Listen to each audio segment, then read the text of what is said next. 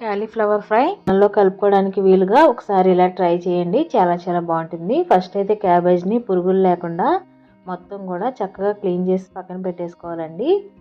తర్వాత ఇలా చిన్న ముక్కలుగా కట్ చేసేసుకొని తర్వాత ఒక ప్యాన్ తీసుకొని ప్యాన్లోకి ధనియాలు, జీలకర్ర, తర్వాత జీడిపప్పు, బాదం పప్పు, ఎండు కొబ్బరి, చెక్క, లవంగ, ఇలాచి, సెసమి సీడ్స్, తర్వాత పెప్పర్ కూడా వేసుకొని పేస్ట్ చేసేసుకోవాలి.